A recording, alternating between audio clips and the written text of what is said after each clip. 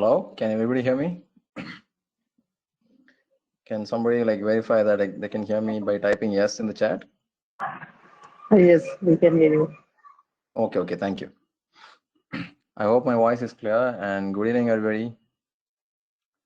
And this is the webinar on interview tips for freshers, and it's organized by Scholar IT Solutions. Hope you're all doing good. Okay, so before we start, let me talk a little bit about my company, Scholar IT Solutions.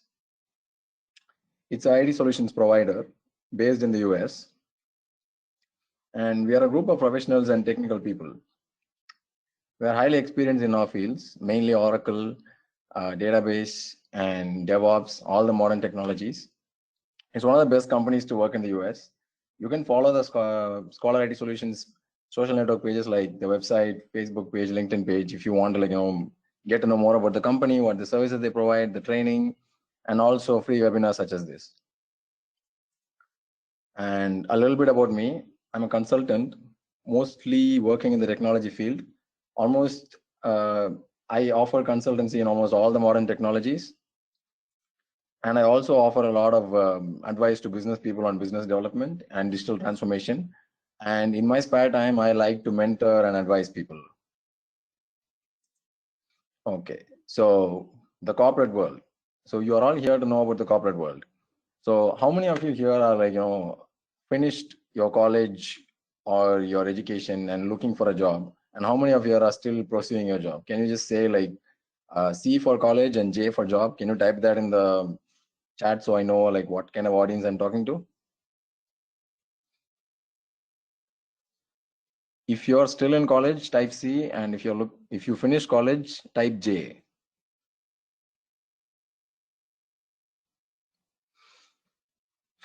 Okay, so C, J, just two.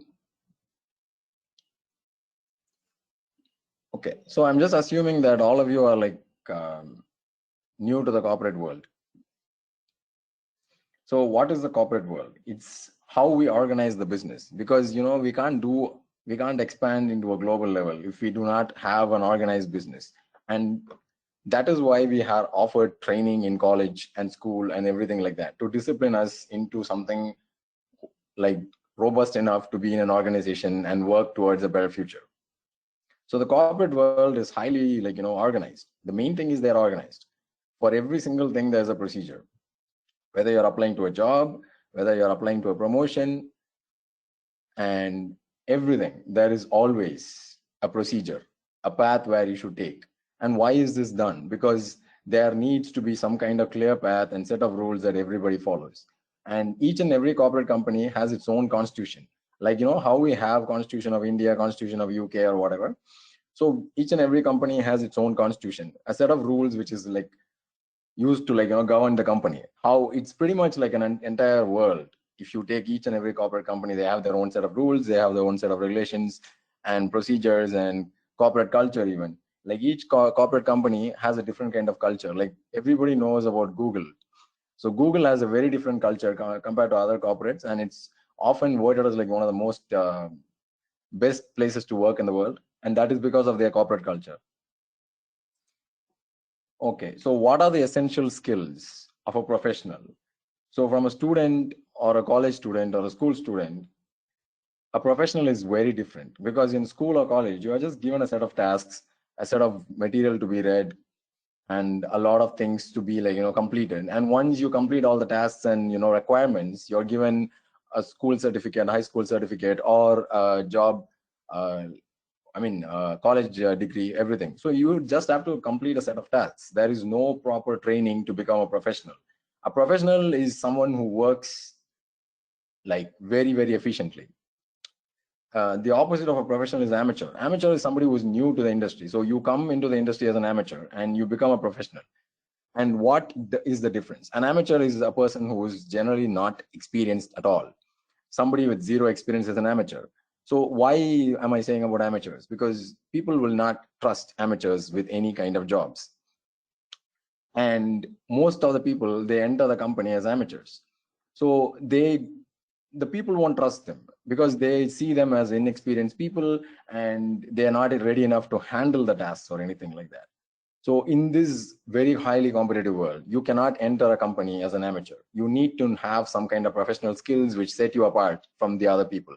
Like, why should a company hire you instead of another person? It's very, very competitive. If you see the population of the country and everything else, if there is like so many people and so less jobs. And the people on the other side, the corporates, they have a different way. Like, they need like about 1,000 people and 10,000 people apply to the job.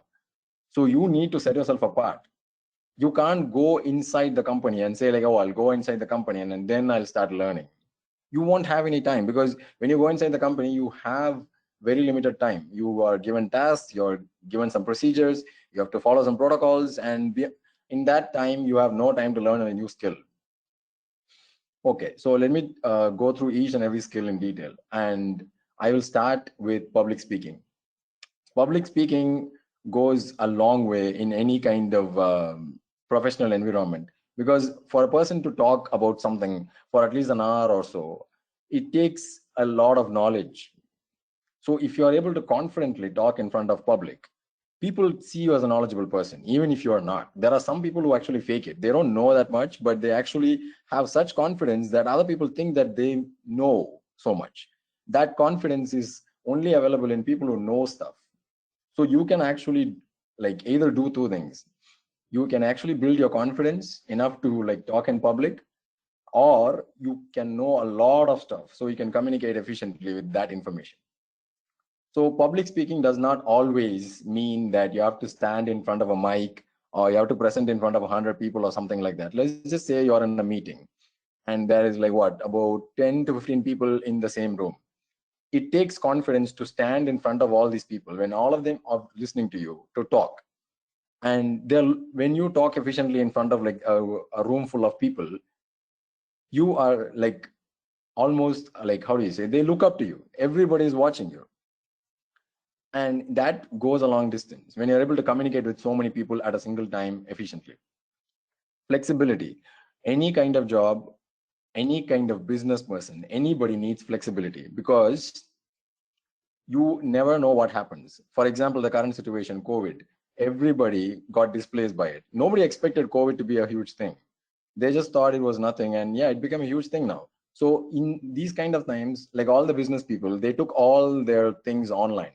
The meetings online, the business online, even the legal people, like, you know, the wakils and everybody, the lawyers, everybody, they took their their cases and everything and hearings, everything is online. So these people are still working despite the whole corona situation, mainly because they're flexible. They adapt to the situation. Like whatever the situation may be or may not be, you don't know what's going to happen. So you need to be flexible to any situation. Whatever happens, the show must go on. And teamwork. Back in the days, about 100 years ago, a single person could do a lot of things because the technology or any kind of complication was not there. But these days, it's almost impossible to do something all by yourself. If somebody is claiming to do everything by themselves, they're pretty much ignoring the vast amount of people who are contributing to them and not giving proper credit to them. So yeah, teamwork is very, very important because each person has a different kind of skills and you need to work as a team to get things done. And you need to have a team spirit, like you're contributing to the team. You're not just playing for yourself. Every kind of thing requires team spirit. Like a football game or a cricket game, it's just like that. Life is a game as well. And so is business or in corporate or any kind of thing. You need teamwork. And I'm going to start with time management. I'll talk about communication because it's incredibly important and most people ignore it. So I'll talk about time management. So the thing is, most of the people from school and college backgrounds, they have time. Unless a person is incredibly studious or incredibly, like, you know, pushing a lot of effort into studying, yeah, they don't have time. Everybody else has some time, which they spend in watching movies, going out with friends or anything like that. But if you go into a professional environment, you will pretty much have zero time. Everybody would wish I had what, 10, 15 minutes extra or 20 minutes extra, because right now people take the time for granted. Even 10 minutes or 15 minutes, they're like, yeah, leisurely, like, watching songs, browsing the internet and everything. But when you become like a working professional, you literally have no time for friends or this or that or anybody, and family even, because if you have to, like, balance these things and, like, sleep properly, eat properly, and get ready and everything like that, there is zero time. If you think about all the people in the higher levels or something, they won't waste a single second, because each and every second is important to them, because you get only like about 8 to 10 hours of work time. There are people who push beyond that work time, but that's a very, very bad thing to do in terms of health. You might actually get a lot of things done, but at the cost of your own health. And that actually sets you apart from, like, like if you fall ill or something like that, you're setting up and you have to like recover for 2 weeks, you're wasting a lot of time. So you have to take care of your health as well. So time management becomes indispensable. And leadership. So leadership is something certain people are very, natural and comfortable at doing. But any person should be able to at least hold something. Like, let's just say there's a chief minister and he's currently ill. There is another person who quickly assumes the office, and he might not be efficient at doing that. But still, he has to fill in that slot. The show must go on. So any kind of person should have some kind of leadership quality, at least for, like, able to manage that for a few days. Because once a person who's leading, if he is not available, then everything else is stopped, because he is the one, taking care of all these things, guiding other people and everything like that. So everybody else has to have a little bit of sense of responsibility and leadership to keep things moving on, even if, like, something doesn't happen. In the school and college environment, if some kind of teacher doesn't show up and no substitute teacher shows up or something, the students, they just sit and waste time. And like that is the same situation. And in school or college times, any time you waste or something doesn't cost you anything, because yeah, you might lose a few marks and few opportunities to learn something new, but you're not actually paying anything else. But when you lose time in a professional basis, you're losing money or an opportunity to grow. And personal skills is something like you have to have a set of skills which set you apart from other people. Interpersonal skills is like what I described: flexibility, public speaking, and I mean public speaking and teamwork. Personal skills are something which is unique to you, like how you are efficient at doing something. Like a simple example that would be like, a student efficiently managing their time, or the way they present, or anything like that, using some kind of like, personal timetable, because they have to, like, remember what they're going to do next, like, organizing themselves, using calendars, using reminders, using alarms to not forget anything. So that kind of things have to be there if you have to work efficiently and not waste your time. If you any time you waste is going to, like, be a lot of problem later on. Work will be piling up, you won't have time for yourself, you won't time for others, and a lot of other things.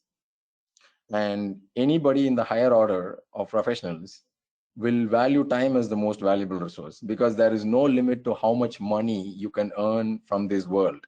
Literally no limit. But nobody has unlimited time. Everybody is going to die at one point of the time or the other. So every single second counts. So I saved up communication for the last, because it's very important and often neglected by a lot of people. And again, coming back to the comparison between the school and the college life and the work environment. In school, most people, you are interacting with your friends, and you might be interacting with the teachers as well, but the majority of the part goes into friends. And when you are interacting with friends, you are casual. You don't have to, like, be formal. You don't have to be anything. You can chill around. You don't have to, like, greet them every time they show up, or you don't need to have, like, respect them. None of this is there. And if you notice, like, they ask you to respect teachers, and they ask you to respect all these people, give them kind of proper treatment, everything. That is very, very important. And we are forced to do that in a school and college environment, because that same habit carries over into the workplace. You need to do that. You need to respect people. Most people only, like, respond well to respect. And there is, like, I could literally talk an entire day, or even like train a person for an entire day just with communication skills, how to communicate in different kind of situations. Like, for example, let's just say one of your colleagues has, like, COVID, and instead, like, you shouldn't panic and, make them feel alienated or something like that. You need to isolate them, at the same time make them not feel bad. So you need to have some kind of communication with that. You can't just go like, oh my God, you have COVID, stay away from us. The thing is, the logical thing to do that is like, you need to isolate them so it doesn't spread, but you shouldn't make them feel bad, because they are your teammates and they need you at a time when at these times the most. So that counts as communication skills as well. Most of the people who are like excellent communicators and excellent people at communicating properly, even the sad news or the news which is not what people like to hear or something, if you say that in a proper way, it goes a long way in the corporate world. And like a lot of my friends who work in corporate, they say only one thing: if you know how to talk properly, you will go places. All the other skills are essential, but I saved communication for the last because it's the most important thing ever. Even if you don't like a person or something like that, you should never ever communicate that improperly. And the communication skills go far beyond just verbal communication. Verbal communication is just the start. Discipline is something which we are like taught from a very young age. Once we start with play school, we start getting into discipline, and school or college or everybody often enforce this to extreme levels as well. So some people might wonder, like, why are they doing this? Why are they torturing us or something? Yeah, there are many schools these days, and I'm totally on the part that they are like literally forcing and stressing students. But discipline is important. Stressing is not. Yeah. So discipline, why is it important? So let's just say you're coming to a meeting. You need to be on time, whether other people are coming or not. Let's just say the meeting is at 9 p.m. You should be there at least half an hour before and make sure everything is set and you're well prepared for everything. And you've whatever the meeting is about, whatever the things about, everything like that, you revise it. You might have like read everything like that, and then by 8:45 you should be ready to do anything. 15 minutes might seem like a waste of time. Most people say like, oh my God, why meetings at 9 o'clock? Why am I starting at 8 o'clock? Because the same thing, anything can happen. You might encounter technical issues. Let's just say around 8:45 or 9 o'clock, you enter exactly at 9 o'clock. And there are like a lot of people waiting for you, and they lose interest. People, if they're like, waiting for a long time, they tend to lose interest when they're not engaged. So at the same time, like if you have any technical difficulties or anything like that, that will just delay the meeting. The meeting was supposed to start at 9 o'clock and it goes 9:30. So that displaces the entire day, because 30 minutes, 30 minutes, 30 minutes, every single task you have for the entire day gets displaced. And you end up taking up time from your personal time or your family time or any other appointments or anything like that. You end up missing the entire day if you miss up just one timing. The first and foremost is you have to be on time. Whenever you're thinking about work or something, think about your school and college. What are the principles they enforced on you? You have to be when you're late or something, they punish you. Why is that? Because yeah, it's very, very important. Okay, so there are two things which most people think are essential, and some people like work in a logical sense. For them, they think like work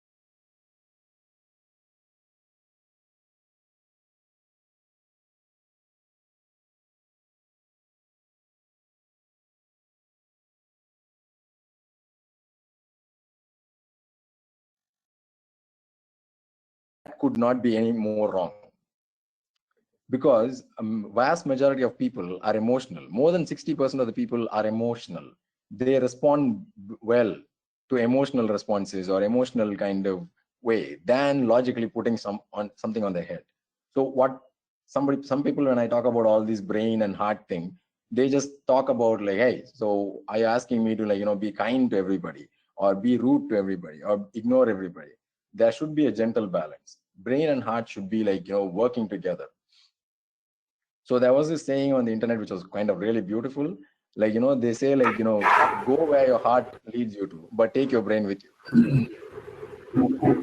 Pradeep, can you mute yourself? It's causing a lot of background noise. Thank you. Okay, so like I said, in any kind of situation, you need to have some kind of empathy towards the person who is in trouble. And in a corporate world, network is really important. The people who are with you, your friends or your team leader or anybody working with you, can actually be a reason for you to grow. Let's just say they are in some kind of trouble or something like that, and you have a few extra minutes, and you make them feel better, like some kind of reassurance, like, oh my god, you didn't do the meeting today properly, okay, you can do it tomorrow. Kind words that like that go a long distance, especially when a person's feeling low. And instead, if you ignore that, they're going to just think that you don't care. So at the same time, you do not have time to waste on other people.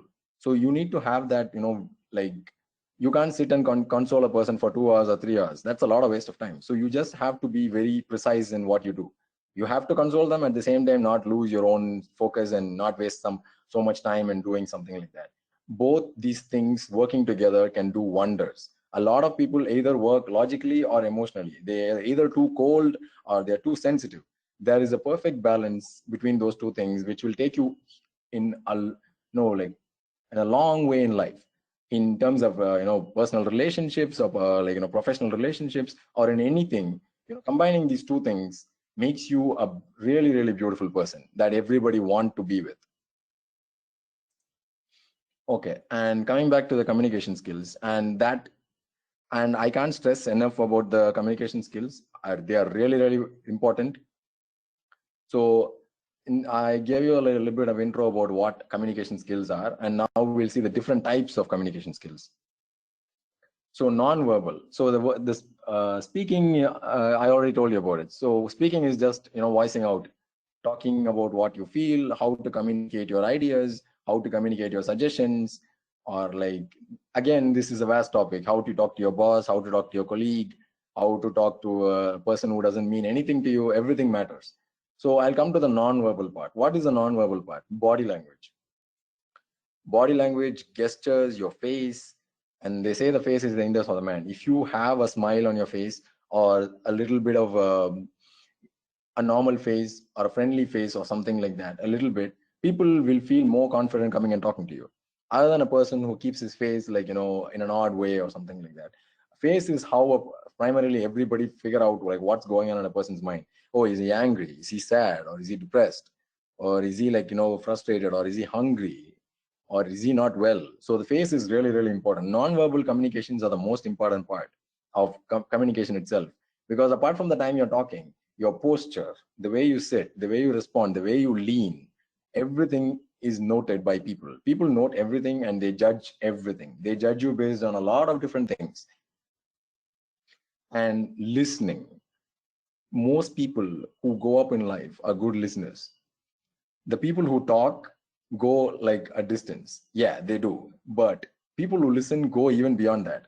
The people who listen mostly are not actually like, people who are like, seen mostly in public. They work mostly in the the back end, where they're not visibly seen or something like that.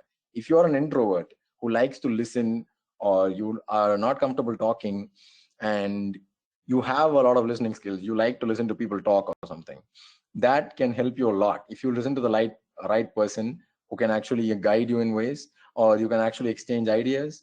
And listening to a boss when he's talking, or listening to a colleague when he's talking, everything matters. Like the kind of people you connect with, and how they become your connection, how much they're ready to like favor you. And in a general sense, you need to be in a good rapport with everybody. Rapport is something like how you and them have a good communication. Like they understand what you're saying, you understand what they're saying, you think, yeah, you communicate well, they understand you well. You have to build this kind of thing with anybody you meet around in the workplace.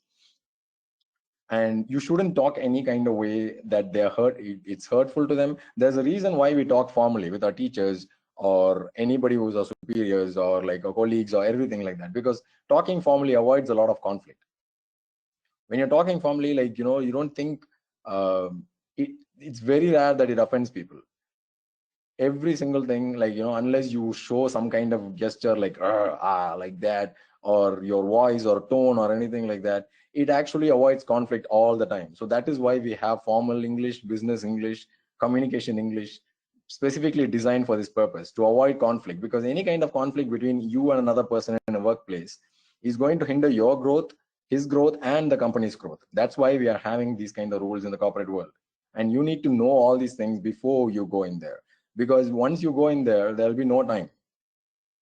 And by the time you adapt it or something, in 3 or 4 years will go, and you would have lost 3 or 4 years of progress. By the time you suffer and find out each and every mistake you made and then you correct it, it's a lot of waste of time. You should know all these things beforehand. There are people who are working in the corporate. Like if the best thing you can do is like this 1 hour seminar is not enough for me to tell everything I know about the corporate world, because I've been in there for close to 12 years and I still learn new things every single day. So any kind of place you are there, like let's just say corporate world might be different in Chennai, it might be different in Mumbai, because Chennai is more traditional, Mumbai is a little bit more open and modern. So it might differ. So how can you learn? You need to ask people who are already in company, and they will not disclose the information about their own company or job unless they are close to you. So either your seniors or somebody who's close to you, your family member, they might actually disclose that information, how to survive in that, how to deal with people, and how to deal with people who are trying to bring you down, how to deal with people who are being toxic and trying to ruin your career or something like that. These kind of stuff happen a lot more than you expect. Most people they don't want you to go up in life, because they think that since they are not going up in life, you shouldn't go either. And there are some people who want to see you win, and mostly these people are like either your parents or somebody who's your well-wisher or somebody who's really close to you. And thinking is how is thinking important? So like I said, face is the index of the mind. So anything you think actually reflects on your face. And you might not know this, because most people do not talk or think when they're looking at the mirror. They are only admiring themselves or getting ready in front of the mirror. So how can you know what kind of expression am I giving? So next time you take a phone call with your friend or your colleague or anything like that, do this simple exercise. Go and stand in front of the mirror. While you're talking with your friend, look at yourself, like how your face changes, how it responds differently, like to how these people talk and everything. And that will teach you a lot about yourself. And you can, oh my God, I'm making some kind of gesture like this. It might not be comfortable to another person. You might realize certain things like that. And then that talking in front of the mirror, practicing in front of the mirror is one of the best ways to improve your communication skills. All actors or public speakers and everybody else always talks in front of the mirror. And with the modern technology and everything like that, you have your phone, you have webcams, you have cameras pretty much everywhere. So you don't really need to sit in front of the mirror all the time. You can even do it in the comfort of your bed or in your laptop or in your phone, everywhere, and just talk and see how you present, how you do everything like that before you go and talk to people in public or in front of everybody.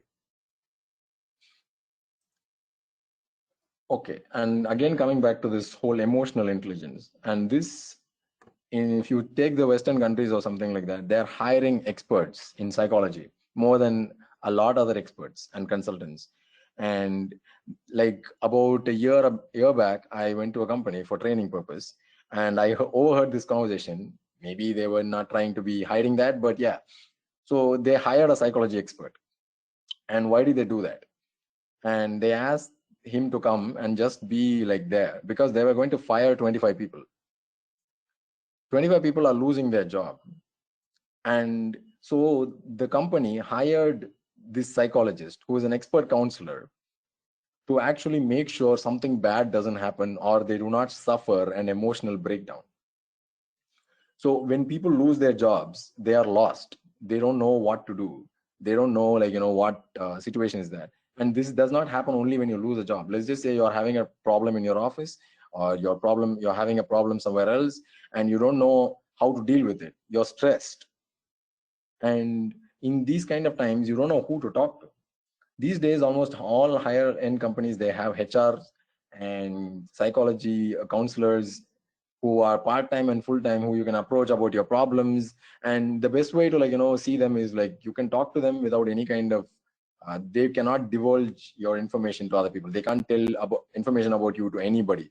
So you can be safe that they are not going to say bad things about you and your personal life or anybody, because they're bound by the law. Yeah. And This emotional intelligence is very, very important because like I told you before, 60% of the people, or more than 60% of the people, respond well to emotions than logic. So you mastering emotional intelligence can take you places in life. We already spoke about social skills, how to be like, formal and everything like that. Self-awareness. Self-awareness is something very few people have, and that's a sad truth. So what is self-awareness? Self-awareness is like be aware of what you are doing and how it affects another person. Let's just say a person who's self-centered, he's talking about himself. He's not noticing if the other person is like, listening or not. So he's not aware. He's just like, talking. He doesn't know if the other person is listening or sleeping or ignoring him. So this person does not have self-awareness. You need to be mindful of that. You can't just keep on talking to a person who's not interested. Instead, you might be talking to another person who is interested and making a connection with him than, boring another person. Like, let's just say you might be interested in cricket. You can't go and talk hours about that to a person who's not interested and who's just pretending to be interested to be friends with you. Instead, you could, like, connect well with a person who is also a cricket buff like you. Self-regulation. So what does that mean? You need to have some kind of, there are company rules, there are corporate rules, and we have a law, legal system.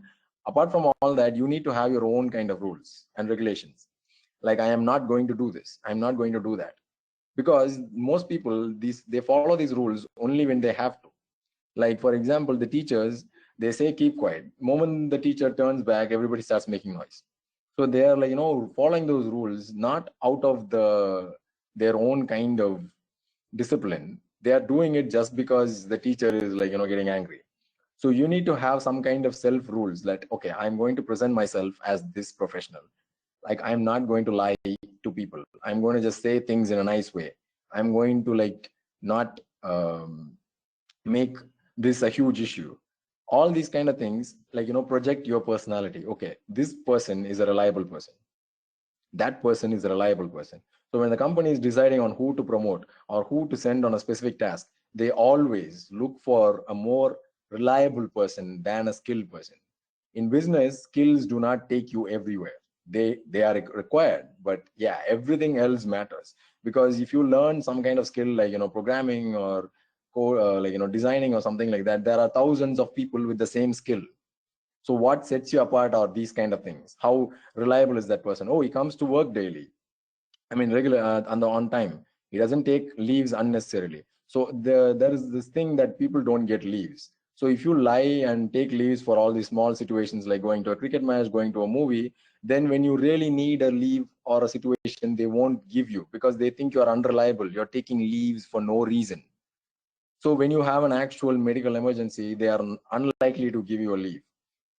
But in case you're maintaining a proper discipline and kind of reputation in the firm, they will give you a leave more easily because they think that you won't take leaves unnecessarily and they want you to like, yeah, you're a reliable person, so you need your time off when you really need it.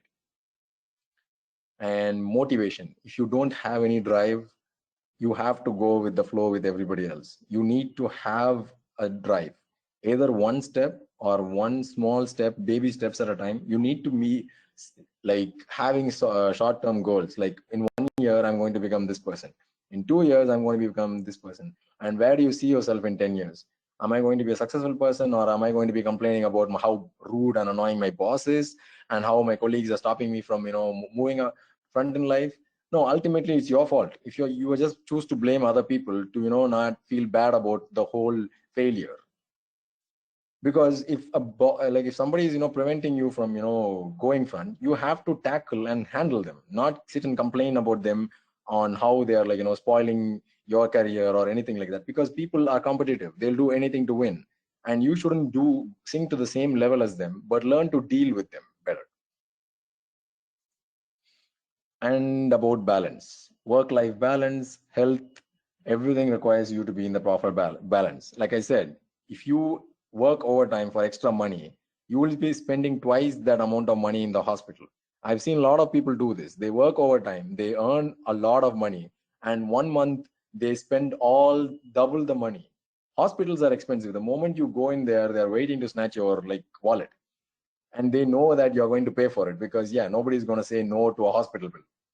And So the thing is, you need to maintain your health as well. If you're working, you need to be calculative. Okay, I'm working overtime at the cost of my health. So what will happen? I might be able to, in the future, I'm going to be like, paying hospital bills. And if I ignore my health, it could lead to something even more complicated. Lack of sleep hinders productivity. If you're not sleeping properly, if you're not having enough rest to recover from your day-to-day routine or anything like that, you are going to be performing very, very poor. And that's going to, ultimately like affect your whole performance, your life and everything. So you need to be like very disciplined with your time management and balance things. You can't sacrifice your health. So you have to be more efficient with your time and more productive and less distracted from your goal. Okay, so like since a lot of people are looking for jobs, there is something about this thing. Like since I'm a consultant, I work in a lot of different fields and I work in recruitment as well. And I come across these kind of resumes a lot more than commonly, because most people think it's a lot easier to like, edit in Microsoft Word. You just edit all these things and put it with your own information. And a little bit about the business people and their perspective of how the resume is. They only spend a few seconds on each resume because thousands of resumes they have to go through and they don't have all the time in the world. So they just quickly go through all the resumes. And that includes me as well.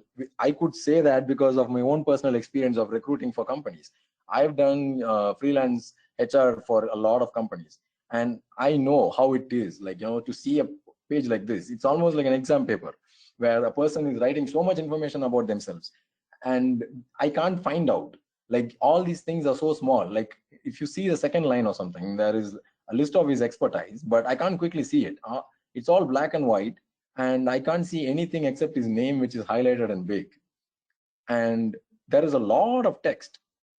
Who has the time to read this much text? It should be even a person with a little bit of common sense knows that if you write a resume like an essay paper, nobody's going to read it. If a person has to, like, especially business people who are very, very, aware of their time, they are not going to waste time on your resume, and they do not want to know about you. They only want to know what you can offer to the company.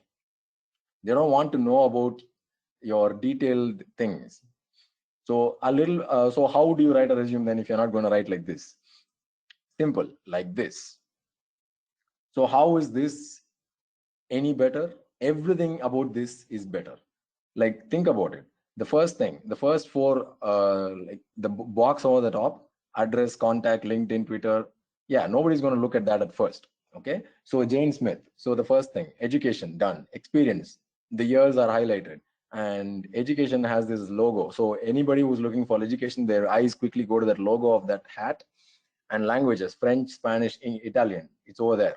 And skills, it's each of the skills are in bulleted points, although it's a tick mark, and it's a list. So when there's a list, people immediately, okay, there's a list of skills. And hobbies, technology, sales, marketing, each of them have a different icon. Visual things and photography, pictures, icons, these things sell better with business people than text. And most importantly, if you see that, like I told you about 1,000 times about communication, the last thing, the software skills is smaller and the soft skills is bigger. Why is that? Exactly. Software skills, everybody has that. Soft skills, not everybody else. So communicative, punctual, organized, focus on success, self-motivated, teamwork. These are the kind of skills they look for. Of course, you need to know Microsoft Office, Excel, or anything like that if you're going to a business, and you need to know C programming, HTML, everything like that if you're going for that. So, but these things are basic. If you're going to that job, you're obviously going to have those requirements. You don't have to highlight how good are you and those kind of things. You just need to know that, tell them that you know that. This is the kind of thing they look for: communicative, punctual, organized, focused on success. And you need to highlight the right kind of things. And yeah, if you have I've seen certain people, write pages and pages of resume. Nobody will read beyond the first page. The first page, a few glances, that's all the time they're going to spend on your resume. So if you're going to write a resume, design it like this. And people might think like, hey, I'm not a designer, I'm a programmer. How am I supposed to make something which is like really good looking like this? Yeah, that's the thing. This is a template. And same as the previous one I showed you, both of them are templates which I downloaded from the internet. You just need to take a little bit of more time to arrange all these things to look neat. And that goes a long way in front of all these people. And yeah, it's you can edit it in any kind of Google Docs, Microsoft Office, online, everything. And it's very simple to make a professional resume. It just takes an hour or two of your time to carefully write this thing down. Don't ever write stories in there. And anytime you have something which sets you apart, make sure you set that apart in your resume. Let's just say that you know some technology which is very new and very few people are knowing that, or you know something which a lot of people don't know. Make sure that you write it in the way that it's highlighted and people get to see that. So as far as resume writing is concerned, does anybody here have any questions? You can type in the question in the chat. Okay, I'm moving on with the session. If you have any questions regarding resume writing, or if you have any kind of doubts on how to do this or anything, you can ask me anytime after this. Okay. Personality and grooming. So if you look at the picture of the guy in that, most people see the picture as a whole, but people who are human resource, or the people who are trained in HR or other kind of business people, they judge a lot. How much did you pay for your haircut? How much did you how clean is your shave? How do you look? Are you dressed formally? So this picture as a whole might be simple, but having a haircut properly and a really professional one takes money, because your street side barber may not be able to do that, because you need to be telling him exactly how you want, what suits your face, is it professional? You need to figure out that. And why am I talking about haircuts? From my personal experience, more people hire me based on my hair than actually what's inside my head. I'm not even joking about that. And yeah, clean shave is a default. You can have beards, but still it's a lot more work. So it's better to go clean shave than have a beard, because beards have to be trimmed and maintained, and it takes a lot of extra effort. So most people have short haircuts and they have this clean shave look, and you can have a mustache if you want, but you need to have it trimmed and neat and proper. And clothes. If you are a person who buys ready-made clothes, try to get something stitched with a proper tailor, because when you stitch it from a proper tailor or something, it is measured based on your own body. When you buy clothes from the which are come in different sizes, small, medium, large, they do not have a proper fit. They might be loose or they might be tight at places. But when you have a proper tailor stitch your clothes, tailors are still there in this age where there is mass manufacturing of ready-made products. And that is because all the business people go to tailors. They do not buy their clothes in ready-mades. Maybe the people who start, they do it. All kinds of professionals, they, as a start, they buy ready-made clothes, but eventually they go for stitched clothes, because it will help you in a lot of ways. Because when you're comfortable in your clothes, you walk confidently and it fits properly, so you're not uncomfortable, and you can be more comfortable on yourself, and that reflects to other people. And body posture. A lot of people I've seen, they start walking with their heads down, their shoulders down, their hands wiggly, and their legs or something like that. That shows that you lack confidence. People are not going to ask you you're not confident or not, are you this or that, or anything like that. They're just going to look at you and judge you. How you walk, how you dress, how is your clean, are you clean shaved, are you neat, are you doing everything properly? That's how you judge. And if you're a girl, yeah, girls are naturally more into this grooming, so I didn't actually put that. Yeah, so you still have to be professional and groom yourself, and be if you're having a haircut or something, you shouldn't have loose hair. It has to be tied up well, or it has to be properly combed and everything like that. You can't keep on having loose hair, or not properly tied up or something. It shows that you're not putting any effort into projecting yourself as a possible person who people like to work with. Okay, so once you're prepared all these things, you are preparing for an interview. And for that, I can't really advise you on this entirely, but I can set you on a path on how to do this, because whatever this slide is about, it differs from company to company. Like I said before, you need to research a lot about the company, the founder, their history, their geography. I mean, the geography as in like where are they have branches? Do they have branches in Pune, or do they have in Chennai, or do they have in Delhi? You need to find out all that. If you are really willing to work in a company, you should know a lot about the company, the founder, his path, everything like that, because they ask you questions. Why do you choose us? And in that case, if you blink or something like that, they're going to think like you're just another person who is just coming for the money. And in that moment, if you actually tell about how you got inspired by their company, how you read so much about their founder, and it would be a great honor to work in a company of this scale and size and reputation and everything like that, that impresses them, because it's not what you said that impresses them or flatters them. It's the fact that you've done a lot of research about the company before actually getting into the job interview. So that goes along. And as like, let's just say there are some companies who are very, very strict about their formals, the way they dress, the shoes and everything like that. So if you are looking for that kind of company, you have to dress appropriately. If you're an IT company, you have to dress like in IT formals. And if you're in a business company, you have to wear business formals. And it goes like that for every company, different company. So it differs. And salary, most people are underpaid. More than 50% of the people are underpaid by corporates, mainly because they don't have the confidence to open their mouths and ask that I am worth this much. I can, if you give me this much money, it'll be worth your time to hire me. So most people, when it comes to salary, they need to increase their level, not reduce their salary, because the HR usually tries to score more people with lesser money, so it's profitable to the company. So you have to be like, wait, give me more money because I am worth more to the company. Like, I have extra skills. I could be like, I'm a good data analyst. At the same time, I can make charts as well. So you don't have to hire another person, because I have a little bit of time and I'm efficient at both of them.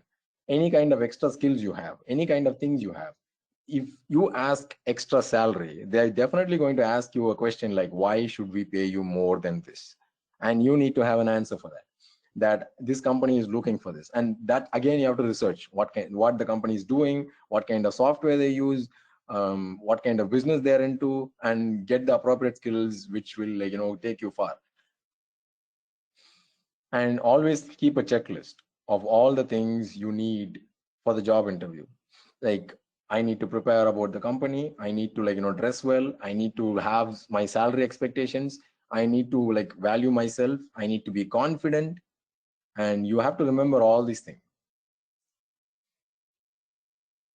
So finally, you go to the interview and they're asking you some kind of questions which are not really related. Most of these people, they ask you questions about all these things not because they want to know you, but they are just looking at how well you're communicating.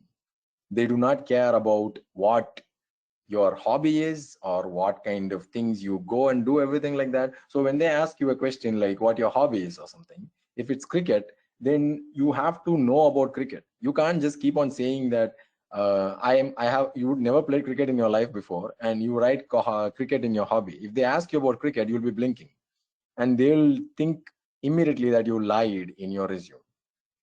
If you it's actually not a bad thing to actually add stuff in the resume, but you should know which you do not know in detail, but you still have to be prepared a little bit, at least when they ask you questions like that, because most of the time they randomly pick some kind of things which you written in the resume and they ask about it. Let's just say you've given that you're good at HTML or something. They'll be like, tell me some few tags in HTML or tell me what HTML is or something, and they do not ask anything away from what you've said in the resume. So the question paper is yours. So whatever you're giving to them, they're going to ask from the same paper you're given. And if you're not able to answer that, they'll immediately put the resume in front of you and they'll say like, you wrote this in your resume, but you're not able to answer it. What kind of thing is this? Are you lying? They won't actually ask you that you're lying, but that's what they mean. So when you write something in the resume, write something which you know about. Let's just say you know what HTML is, but you've not studied HTML in detail. Then you can write it in your resume, because if they ask you to become a HTML programmer, Then you can learn it a little bit. In the time you have, like let's just say you have a month before you're joining in the company, you can use that time to learn it from YouTube or online or your own efforts. But if you don't know what HTML is at all, and you're just writing it on the resume because the company wants it, then you're going to get caught for sure, because these people are very perceptive. They'll notice every single thing of you in the interview. And any kind of questions like this, you need to be able to answer. What are your passions? Even if you do not have any passions, you need to have some kind of answer to all these questions. Describe your work style. How do you work? I'm a team player. I'm more of a person who sits and works alone. What motivates you? Personal growth or professional growth or teamwork? And main thing, if somebody asks you what your strengths are, you can tell, I'm good at this, I'm good at that or something, but never ever tell what your weakness is, unless and until they specifically ask you. There's not a single interview where I've been or where I've recruiting, nobody asks you what your weakness is. Very rarely they do. And they just do that to stress you. And because they want to see if you're insecure about your own weakness or not. And in that case, you have to say that you have like this kind of weakness or something like that. You shouldn't lie. But any other case, never tell anybody that I'm bad at this or I'm bad at that. There are some interviewers who are actually very cruel. They stress you with a lot of questions because they might be recruiting for a people like a place where it's highly stressful.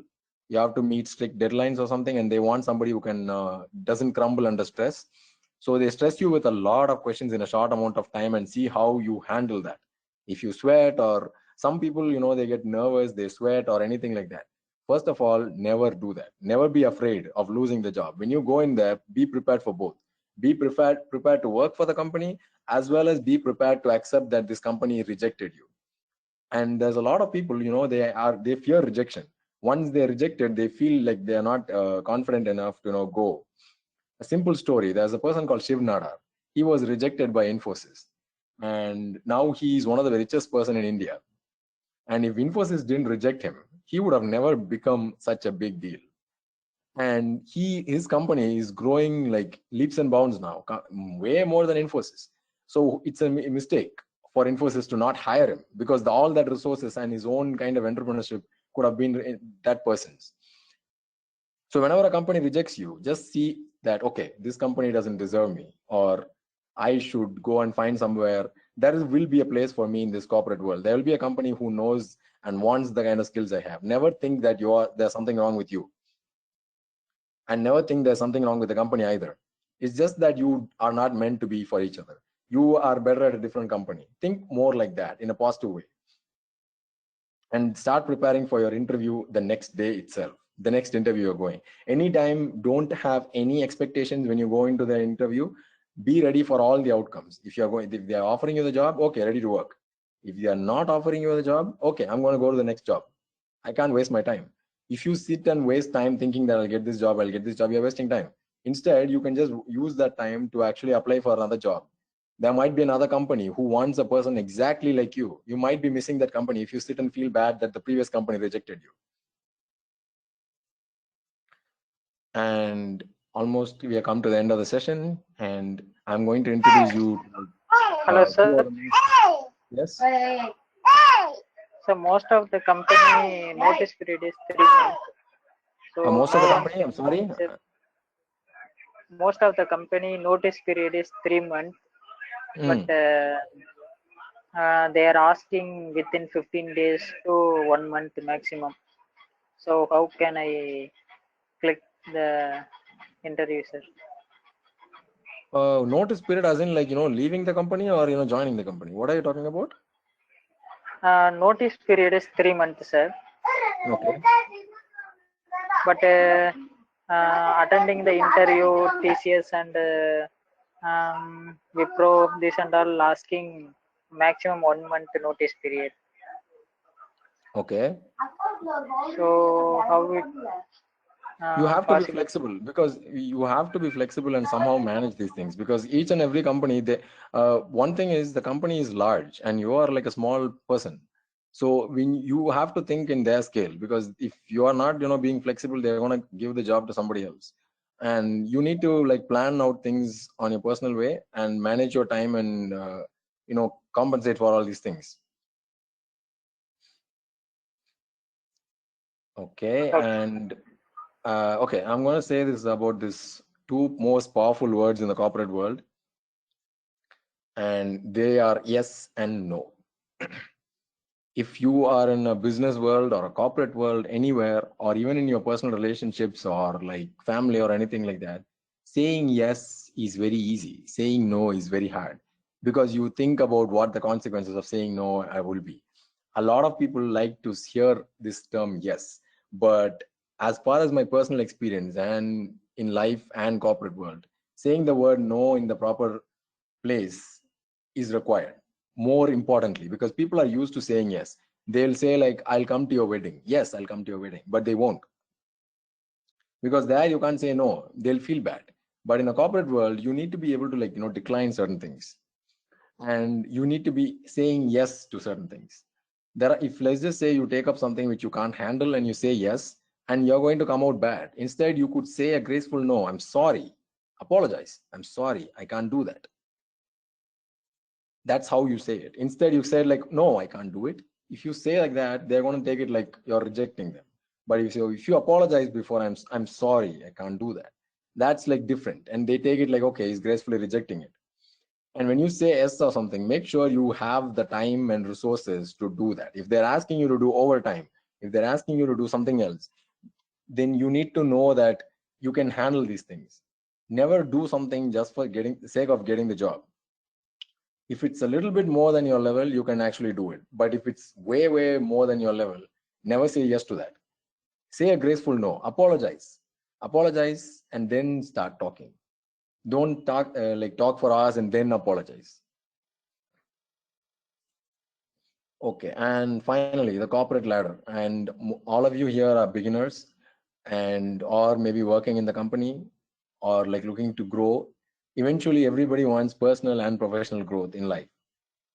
Climbing the corporate ladder, behavior is very important, and finding the right kind of opportunities for yourself, identifying the kind of things which will make you a better person and a better professional. That's very important. And most importantly, professionalism. You should never, like, let's just say you don't like a person or you don't like something, you should never be taking your personal views or opinions into the professional world. When you're a professional, even if you're working with your own enemy or somebody who you really hate, you need to be formal and respectful. And that goes a long way because people talk about that. Like, even though that guy hates that person, he's being professional. And only the most proficient people are the most professional people. So that's why I brought that up again. So if you are like doing all these things properly, there's a very, very high chance that you're climbing the corporate ladder. And that comes to the end of our webinar. And we have some time left for questions, about 10 minutes, I guess. Anybody has any kind of questions of resume writing, grooming, personality development, and any kind of things which can be like, of any constructive growth to you, you can ask it right now. And if people want to have these slides, I have a link. You can download it from the link. And if you have any questions or if you want any advice, you can add me on LinkedIn. I have the LinkedIn page link in the slides as well. And please fill out the forms and tell us how we are doing, Scholar IT Solutions and myself. And join the WhatsApp group for regular updates and information regarding future webinars as well. And does anybody here have any questions? You can type it in the chat, or you can, how many people are there? Yeah. Yeah, you can type it in the chat, or you can just unmute yourself and start talking. I'll wait for about 2 minutes. If you have any questions, you can ask me.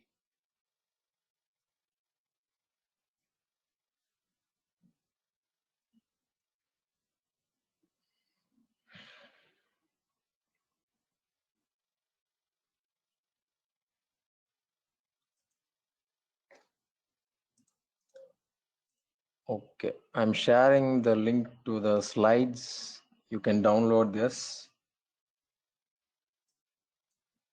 which is, Yeah, which is pretty much the same slides if you want to reference that later on. And it also has a link to my LinkedIn. If you have any questions later on or something, feel free to contact me on LinkedIn. I'm always there to help you. And since I have no questions, I think I'll be closing the session right now. Okay, thank you everybody for coming to the webinar. Hope you all have success in your life and career. Thank you.